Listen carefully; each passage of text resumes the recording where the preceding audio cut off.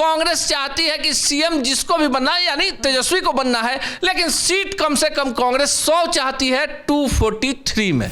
समीकरण बदला है और एनडीए जितना एकजुट है, ऐसे में तेजस्वी को अगर मुख्यमंत्री का चेहरा बनना है तो उन्हें कांग्रेस को, मुकेश साहनी को, सीपीआई को, सीपीएम को, माले को, सबको खुश करना पड़ेगा। कांग्रेस के नेता कह रहे हैं और उनके जो प्रभारी आए हैं नए, वो कहते हैं युवाओं को टिकट देंगे। आरजेडी कह रही है कि भाई हम किसी की पैरवी से टिकट नहीं देने वाले हैं। तेजस्वी का आपको बयान देखिए, तेजस्वी कह रहे हैं कि किसके पैरवी से देते हैं? लालू यादव की पैरवी से देते हैं, अपने पार्टी के वरिष्ठ नेताओं की पैरवी से देते हैं।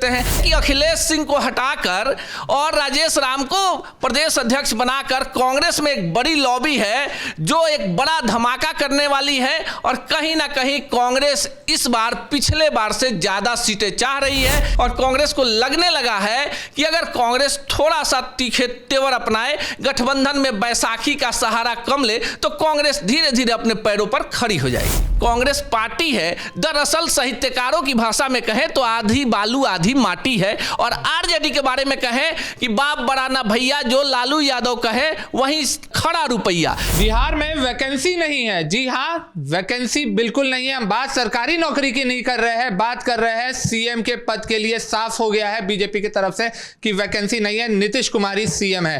पर महागठबंधन में एक अलग ही अंतर्युद्ध चलता हुआ नजर आ रहा है। नमस्कार, मैं हूं फलक सिंह और आप सभी का स्वागत हो चुका है हमारे चैनल सच टॉक्स में।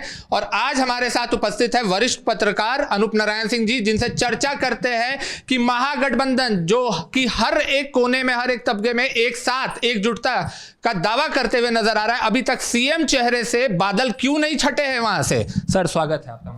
आपका भी बहुत बहुत स्वागत है और काफी आपने बढ़िया सवाल पूछा। और बिहार की जनता भी देखना चाहती है, जानना चाहती है कि जो सत्ताधारी पक्ष है उसमें कहीं ना कहीं किसी नाम पर सहमति बनती दिख रही है, लेकिन जो मुख्य विपक्षी पार्टी है उसमें सीएम का चेहरा तेजस्वी यादव को बनना है, तो फिर कांग्रेस ने अड़ंगा क्यों लगा दिया है?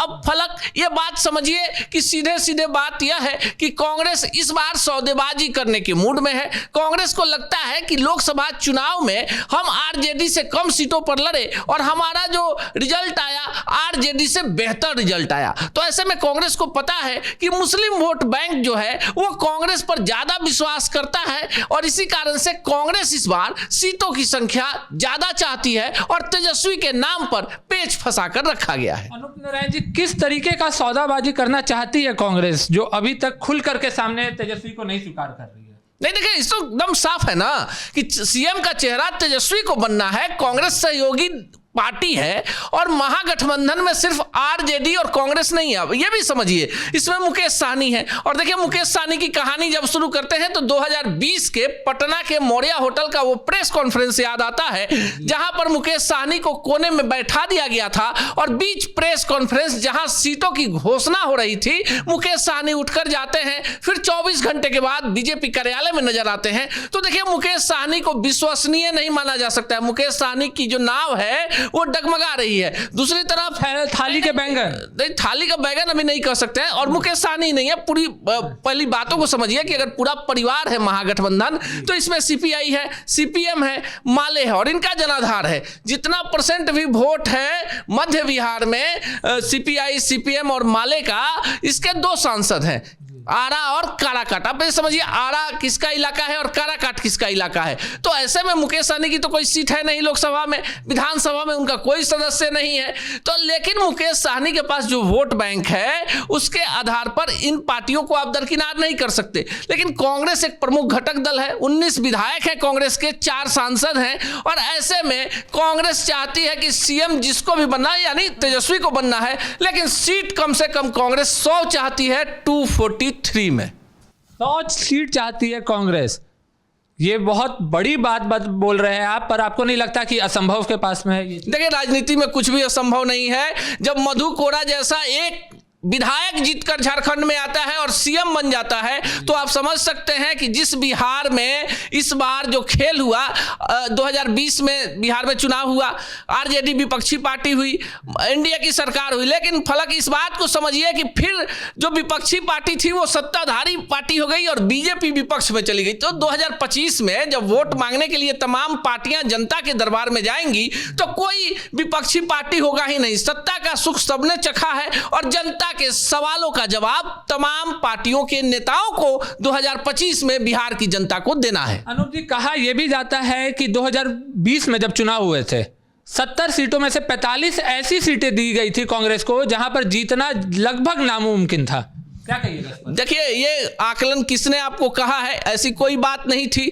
जितनी भी सीटें कांग्रेस, आरजेडी, सीपीआई, सीपीएम और माले को आई, इसके लिए इन लोगों को 2020 में चिराग पासवान को धन्यवाद देना चाहिए। चिराग एनडीए से अलग हटे, उन्होंने तमाम उन सीटों पर उम्मीदवार उतार दिए जिन सीटों पर जदयू लड़ रही थी बीजेपी के खिलाफ, उन्होंने एक भी उम्मीदवार नहीं दिया। और आप उन उम्मीदवारों की सूची देखिए, रामेश्वर चौरसिया, राजेंद्र सिंह, तारकेश्वर सिंह, कामेश्वर सिंह मुन्ना, मनोज सिंह, जितने भी, अगर हम सारण चंपारण की बात कर लें, वो तमाम नेता बीजेपी के, जिनको जदयू से गठबंधन होने के कारण टिकट नहीं मिल पाया, और उन तमाम नेताओं को चिराग ने अपने सिंबल पर उतारा और सब ने 25,000 30,000 के लगभग वोट काटा और यहीं से तेजस्वी का ग्राफ तेजी से उठा।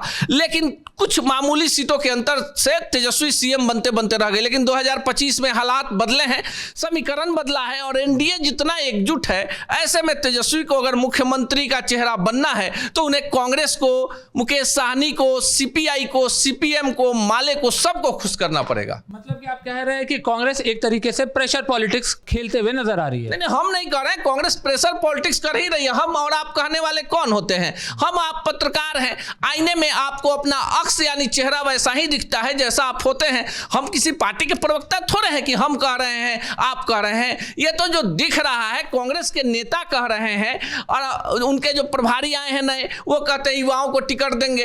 आरजेडी कह रही है कि भाई हम किसी की पैरवी से टिकट नहीं देने वाले हैं। तेजस्वी का आपको बयान देखिए, तेजस्वी कह रहे हैं कि किसके पैरवी से देते हैं? लालू यादव की पैरवी से देते हैं, अपने पार्टी के वरिष्ठ नेताओं की पैरवी से देते हैं। ऐसा थोड़ा है कि कोई दूसरे पार्टी का नेता पैरवी करता होगा तो तेजस्वी किसी को टिकट देते होंगे। ये तो उनकी पार्टी का आंतरिक मामला है। लेकिन आपको बता दें कि अखिलेश सिंह को हटाकर और राजेश राम को प्रदेश अध्यक्ष बनाकर कांग्रेस में एक बड़ी लॉबी है जो एक बड़ा धमाका करने वाली है और कहीं ना कहीं कांग्रेस इस बार पिछले बार से ज्यादा सीटें चाह रही है। जैसे ही सीटें मिलेगी तेजस्वी के नाम पर सहमति हो जाएगी। आपको क्या लग रहा है कैसे सीट बंटवारा कैसे होने जा रहा है महागठबंधन में इस बार? ये तो कांग्रेस जाने ना। मेरे हमको क्या लगेगा, जो कांग्रेस चाहेगी, जो आरजेडी चाहेगी। लेकिन एक बात साफ है कि इस बार कांग्रेस 2024 के लोकसभा चुनाव में किशनगंज, कटिहार, पूर्णिया को भी ऐड कर लीजिए, इसके बाद आपको सासाराम, ऐसी सीटों पर जीतने के बाद कांग्रेस का हौसला बढ़ा है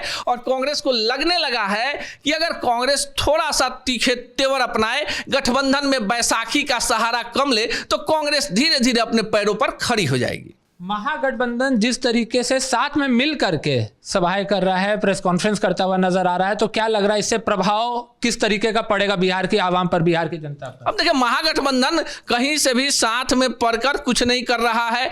आप देख लीजिए, आरजेडी के कार्यक्रम में कांग्रेस के नेता नजर नहीं आते हैं, कांग्रेस के कार्यक्रम में आरजेडी के नेता नजर नहीं आते हैं। अगर कांग्रेस आरजेडी का कोई कार्यक्रम संयुक्त रूप से है तो उसमें माले और अन्य तमाम पार्टियां नजर नहीं आती है। तो कैसे आप कह सकते हैं? ये तेजस्वी को निर्णय लेना है ना, जिसको मुख्यमंत्री बनना है, जिसको मुखिया बनना है, ये उसकी जिम्मेवारी है। महागठबंधन ने अध्यक्ष बनाया है, उन्हें कमेटी के अध्यक्ष बने हैं तेजस्वी। देखिए, नीतीश कुमार भी कमेटी के अध्यक्ष बनते बनते रह गए थे, छोड़कर भाग गए फिर एनडीए के साथ में। तो जो पूरी कहानी है, कांग्रेस पार्टी है, दरअसल साहित्यकारों की भाषा में कहें तो आधी बालू आधी माटी है। और आरजेडी के बारे में कहें कि बाप बड़ा ना भैया, जो लालू यादव कहे वहीं खड़ा रुपया। यानी आरजेडी में तमाम नेता कुछ भी कह ले, असली जो नेता है वो है लालू प्रसाद यादव। और लालू प्रसाद यादव जैसे ही चाबी लगाएंगे तो राहुल गांधी दौड़े आएंगे और पूरी कहानी लिखा जाएगी। तो इससे ज्यादा जो जानकारी है, इसके लिए हमको आपको उन पार्टी के बड़े नेताओं के पास चलना होगा, उनसे बातचीत करेंगे और उससे जो निष्कर्ष आएगा हम अपने दर्शकों को बताएंगे। चलिए, धन्यवाद अनूप नारायण जी। तो ये थे हमारे साथ अनूप नारायण जी, जिनके तरफ से आपने साफ तौर पर साफ कर दिए है जो तिजोरी की जो चाबी है महागठबंधन की, वो है लालू यादव के पास। और जो महागठबंधन है वो आधी माटी है और आधी बालू है। बाकी तो जनता बहुत ही समझदार है हमारी। जुड़े रहे हमारे साथ, देखते रहे सच टॉक्स। धन्यवाद।